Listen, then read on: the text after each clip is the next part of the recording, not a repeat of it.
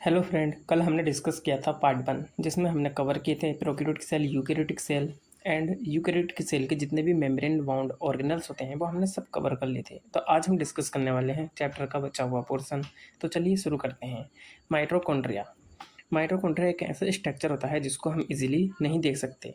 जब तक उसको स्टैंड नहीं कर लें तब वो माइक्रोस्कोप में देखा जा सकता है। नंबर ऑफ द माइटोकॉन्ड्रिया की बात करते हैं तो ये पर सेल जो होती है वेरिएबल होती है depending on the physiological activity of the cell. जैसे जैसे सेल की एक्टिविटी होगी, फिजियोलॉजिकल एक्टिविटी होगी, वैसी वैसे उसे माइटोकॉन्ड्रिया की नीड होगी उतने ही नंबर में। शेप एंड साइज की बात करें तो इसकी में भी वेरिएबिलिटी देखने को मिलती है। शेप जो होता है इसका सुसेज और सिलेंड्रिकल होता है। साइज की बात करते हैं तो डायमीटर जो होता है इसका 0.2 से लेकर 1 माइक्रोमीटर होता है। एक एवरेज साइज की बात करें तो 0.5 माइक्रोमीटर होता है। लेंथ जो होती है 1 से लेकर 4.1 माइक्रोमीटर होती है। माइटोकॉन्ड्रिया के स्ट्रक्चर की अगर हम बात करते हैं तो ये डबल मेम्ब्रेनस स्ट्रक्चर होता है। इसकी आउटर मेम्ब्रेन जो होती है वो स्मूथ होती है और मोर फॉस्फोलिपिड उसके अंदर देखने को मिलते हैं, जबकि इनर मेम्ब्रेन जो होती है वो फोल्ड्स इनसाइड क्रिस्टे बना लेती है और इसमें मोर पेरिटोनियम देखने को मिलती है। दोनों ही मेम्ब्रेन जो होती हैं, outer membrane and inner membrane जो होती है वो डिवाइड हो जाती है। इसके ल्यूमेन को डिवाइड कर देती है टू एक्वस कंपार्टमेंट में। जो इनर कंपार्टमेंट होता है वो डेंस होमोजीनियस सब्सटेंस से फिल्ड होता है जिसको मैट्रिक्स कहा जाता है। जो आउटर कंपार्टमेंट होता है वो एक कंटिन्यूस लिमिटिंग बाउंड्री बनाता है ऑफ द सेल ऑर्गेनल की। दोनों मेम्ब्रेन जो होती हैं उनके पास खुद के एंजाइम होते हैं और उनके खुद के स्पेसिफिक फंक्शन होते हैं। दोनों मेम्ब्रेन के बीच में जो स्पेस होता है उसको पेरी माइटोकॉन्ड्रियल स्पेस कहा जाता है। माइटोकॉन्ड्रिया जो होती है उसमें एरोबिक रेस्पिरेशन देखने को मिलता है। माइटोकॉन्ड्रिया जो होती है प्रोड्यूस करती है cellular energy in the form of ATP, इसलिए इसको powerhouse of the cell भी कहा जाता है। माइटोकॉन्ड्रिया जो होती है डिवाइड करती है by the help of the binary fission and the mitochondria का मैट्रिक्स जो होता है उसके पास हमें देखने को मिल सकते हैं circular DNA, RNA, 17 ribosome and it's bone protein synthesis machinery, इसीलिए इसे सेमी ऑटोनोमस सेल ऑर्गेनल कहा जाता है। प्लास्टिड की बात करते हैं। प्लास्टिड जो होता है हमें प्लांट सेल्स एंड द यूग्लिनोड में देखने को मिलता है। इसे हम इजीली ऑब्जर्व कर सकते हैं माइक्रोस्कोप में, क्योंकि ये जो होते हैं लार्ज साइज के होते हैं। इनके पास जो होते हैं स्पेसिफिक पिगमेंट होते हैं एंड ये कलर देते हैं प्लांट को based on the pigment. Plastid जो होते हैं क्लासीफाई होते हैं 3 कैटेगरीज में। एक होते हैं हमारे पास ल्यूकोप्लास्ट। जो ल्यूकोप्लास्ट जो होते हैं वो कलरलेस होते हैं। ये शेप एंड द साइज इनका वेरी करता है। ये 3 टाइप्स के होते हैं और ये स्टोरेबल होते हैं। जैसे एमाइलोप्लास्ट की बात करते हैं तो ये भी स्टोरेज का काम करता है। एलाइलोप्लास्ट होता है ये भी स्टोरेज का काम करता है। एल्यूरोप्लास्ट होता है ये भी स्टोरेज का काम करता है। जो एमाइलोप्लास्ट होता है वो कार्बोहाइड्रेट यानी कि स्टार्च को स्टोर करके रखता है और जो एलाइलोप्लास्ट होता है वो ऑयल एंड फैट्स को स्टोर करके रखता है। एग्जाम्पल इसका पोटैटो है। एल्यूरोप्लास्ट जो होता है वो स्टोर करके रखता है प्रोटीन को। जो क्रोमोप्लास्ट होते हैं वो पिगमेंट ये डिफरेंट कलर देते हैं। जैसे कैरोटीनॉइड जो कि फैट सोल्यूबल पिगमेंट होता है। जो कैरोटीन एंड ज़ैंथोफिल जो होता है ये give the plant part colour, ये अलग अलग कलर देते हैं। जैसे येलो हो गया, ऑरेंज हो गया, रेड हो गया।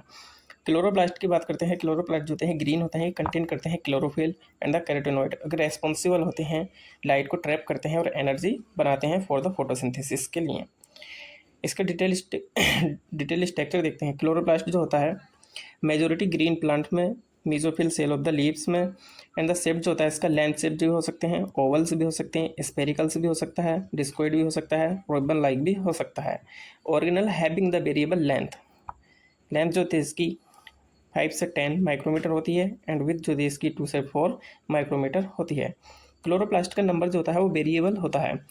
ये किसी सेल में एक भी देखने को मिल सकता है जैसे क्लेमाइडोमोनास में, और किसी में 20 से 40 भी देखने को मिल सकते हैं ग्रीन एल्गी की पर सेल में जो फिल्म है। इसके स्ट्रक्चर की बात करते हैं। डबल मेम्ब्रेन बाउंड ऑर्गेनल होता है। जो आउटर मेम्ब्रेन हो गई, इनर मेम्ब्रेन हो गई, थाइलाकोइड या ग्रेनम ये थाइलाकोइड के जो स्टक पिल्स लाइक स्टक बन जाते हैं एक के ऊपर एक जैसे सिक्के रखते हैं तो उसको हम ग्रेनम बोलते हैं। ये स्ट्रोमा लेमेला होती है जो डिफरेंट ग्रेनम के थाइलाकोइड को कनेक्ट करके रखती है। इसमें जो होते हैं हमें स्ट्रोमा देखने को मिलता है। स्ट्रोमा जो होता है हमारे पास सर्कुलर डीएनए होता है एंड 17S राइबोसोम देखने को मिलते हैं। ये डबल मेम्ब्रेन स्ट्रक्चर होता है। इसकी इनर मेम्ब्रेन जो होती है रिलेटिवली लेस परमेबल होती है। ये क्वेश्चन आ चुका है 2024 में। स्पेस जो होती है इसमें limited by the inner membrane known as the stroma. जो इनर मेम्ब्रेन के अंदर जो लिमिटेड स्पेस होता है इसको स्ट्रोमा बोलते हैं। इसमें कंपाउंड ऑफ द स्ट्रोमा में देखते हैं थाइलाकोइड। थाइलाकोइड जो था a number of the flattened membranous sac like structure होते हैं जो थाइलाकोइड होते हैं प्रेजेंट इन द स्ट्रोमा में। थाइलाकोइड जो होता है स्ट्रोमा में प्रेजेंट होते हैं। इनका अरेंजमेंट जो होता है stuck like piles of coin known as the grana. ये ग्रेनम जब सिंगुलर होता है तो इनकी मेम्ब्रेन जो होती है वो इनक्लोज करती है उस स्पेस को बोलते हैं ल्यूमन। जो क्लोरोफिल होता है वो प्रेजेंट होता है थाइलाकोइड की मेम्ब्रेन में। स्ट्रोमा लेमिला मेम्ब्रेनस ट्यूब्यूल की कनेक्टिंग करती है thylakoid of the different granum. Stroma जो होता है उसमें कुछ एंजाइम होते हैं required for the synthesis of the carbohydrate. ये सोल्यूबल ये small double stand circular DNA भी इसमें देखने को मिलता है। स्ट्रोमा के अंदर 17S राइबोसोम भी होते हैं। सेमी ऑटोनोमस सेल ऑर्गेनल होता है। साइट ऑफ लाइट रिएक्शन जो होती है वो थाइलाकोइड होती है। साइट ऑफ डार्क रिएक्शन जो होती है वो स्ट्रोमा होती है। राइबोसोम जो होते हैं ग्रेनुलर स्ट्रक्चर होते हैं। इनको फर्स्ट ऑब्जर्व किया था इलेक्ट्रॉन माइक्रोस्कोप में जॉर्ज प्लेट साहब ने। Composed of the ribonucleic acid and the protein से मिलकर बने होते हैं। ये नॉन मेम्ब्रेनस होते हैं। ये 2 टाइप्स के होते हैं। प्रोकैरियोटिक में जो देखने को मिलते हैं हमें 17S देखने को मिलती है जिसकी लार्जेस्ट सब यूनिट जो होती है वो 15S होती है एंड द स्मॉल सब यूनिट जो होती है इसकी 13S होती है। एंड द यूकैरियोटिक राइबोसोम जो होते हैं वो 18S देखने को मिलते हैं जिसमें लार्जेस्ट सब यूनिट जो होती है वो 16 होती है एंड द स्मॉल सब यूनिट जो होती है इसमें 14 होती है। एस जो होती है सेप्टबर्ग यूनिट होती है जो सेडिमेंटेशन कोफिशिएंट होता है। It is the indirect measurement of the size and density. Prokaryotic and the eukaryotic ये कंसेप्ट जो है मोलिकुलर बेसिस ऑफ इनहेरिटेंस में डीपली पढ़ने को मिलता है। ये वहीं का कंसेप्ट है। प्रोकैरियोटिक में जो होता है 17S जो इसकी लार्ज सब यूनिट होती है 50। इसमें भी सब यूनिट होती है 23 एंड 5S और इसमें 34% जो होती है प्रोटीन होती है एंड 13 में जो होती है 16 सब यूनिट होती है एंड 21% जो होती है इसमें प्रोटीन होती है। एंड 80 वाले यूकैरियोटिक के 80 राइबोसोम में जो होती है लार्ज सब यूनिट 60 एंड इसकी सब यूनिट के अंदर जो यूनिट होती हैं वो 28 5.8 एंड 5S होती हैं और 40% इसमें प्रोटीन होती है। तो 14 सब यूनिट होती है इसमें 18 सब यूनिट होती है स्मॉल और इसमें 33% प्रोटीन होती है। अब आते हैं साइटोस्केलेटन। साइटोस्केलेटन जो होता है एक इलेबोरेट नेटवर्क होता है फिलामेंट्स का। ये प्रोटीनस स्ट्रक्चर होते हैं कंसिस्टिंग ऑफ द माइक्रोफिलामेंट्स हो सकते हैं, माइक्रोट्यूब्यूल्स होते हैं, इंटरमीडिएट फिलामेंट्स हो सकते हैं प्रेजेंट इन द साइटोप्लाज्म में। ये जितने फिलामेंट्स होते हैं माइक्रोट्यूब्यूल्स होते हैं ये साइटोप्लाज्म में प्रेजेंट होते हैं। इनको एक साथ यानी कलेक्टिवली साइटोस्केलेटन कहा जाता है। इनके फंक्शन जो होते हैं वो मैकेनिकल सपोर्ट देते हैं एंड द मोटिलिटी में हेल्प करते हैं, maintenance of the shape of the cell. जो माइक्रोफिलामेंट होते हैं made up of the actin protein and the 6 से 8 mm थिक होते हैं। जो माइक्रोट्यूब्यूल्स होते हैं वो made up of the tubulin protein. इनका डायमीटर जो होता है 25 नैनोमीटर होता है। Found in the cytoplasm, centriole, basal body, cilia, flagella. Intermediate filament जो होते हैं इनका साइज जो होता है 10 nanometre thick. Cilia and flagella जो होती हैं हेयर लाइक आउट ग्रोथ होती हैं सेल मेम्ब्रेन की। सीलिया की बात करते थे कि स्मॉल स्ट्रक्चर होती हैं पर सेल की वेरी लार्ज इन नंबर में होती हैं। इनका वर्क जो होता है ऑर्स जैसे नाव चलाने वाले छप्पू होते हैं उसकी तरह काम करती हैं। इनका मूवमेंट कराती हैं आइदर द सेल ये सराउंडिंग फ्लूइड। फ्लैजेला की बात करते हैं तो कि लॉन्गर स्ट्रक्चर होता है पर सेल में 1 से 4 नंबर होते हैं इसके एंड द सेल मूवमेंट में ये हेल्प। प्रोकैरियोटिक फ्लैजेला जो होता है made up of the flagellin protein and the eukaryotic flagella जो होता है वो made up of the tubulin protein. और ये दोनों ही फ्लैजेला जो होते हैं एक दूसरे से डिफरेंट होते हैं। Structure of the flagella and the cilia is similar होते हैं इन द इंटरनल स्ट्रक्चर। जब इलेक्ट्रॉन माइक्रोस्कोप से स्टडी की गई तो सीलिया एंड द फ्लैजेला को कवर करते हुए देखी गई थी प्लाज्मा मेम्ब्रेन। इसमें एक खास अरेंजमेंट होता है जिसको एक्सोनीम कहते हैं। जो माइक्रोफिलामेंट होते हैं वो पैरेलली लॉन्ग एक्सिस के अरेंजमेंट होता है, इसको एक्सोनीम कहते हैं। एक्सोनीम जो होता है has 9 tablet radially arranged peripheral microtubule. A pair of the centrally microtubule such arrangement is known as the 9+2 array. Central microtubule is enclosed in a sheath, each connected to each other by the bridge. ये जो होते हैं peripheral microtubule होते हैं जो कि doublet होते हैं एंड 9 इन नंबर होते हैं। ये सेंट्रल शीथ होती है और ये जो होते हैं इसमें सेंट्रल माइक्रोट्यूब्यूल होते हैं ये दोनों सेंट्रल माइक्रोट्यूब्यूल जो होते हैं ब्रिज से जुड़े हुए होते हैं। और ये जो होते हैं जो पेरिफेरल माइक्रोट्यूब्यूल होते हैं वो सेंट्रल माइक्रोट्यूब्यूल से जो होते हैं रेडियल स्पोक से जुड़े हुए होते हैं। Peripheral microtubule join by the interdoublet bridge.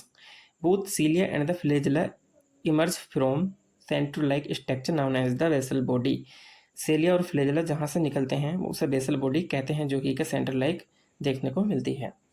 Microtubules 9+2 का अरेंजमेंट जो होता है सिलिया एंड द फ्लैजेला में देखने को मिलता है। 9+0 का अरेंजमेंट जो होता है central and the basal body में देखने को मिलता है।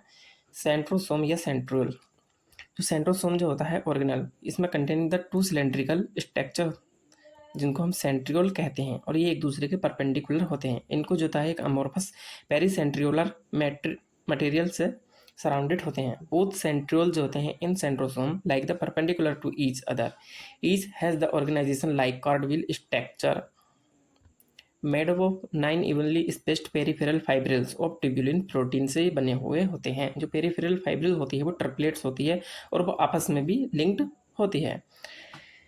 Central part of the proximal region of centriole is also proteinaceous known as the hub.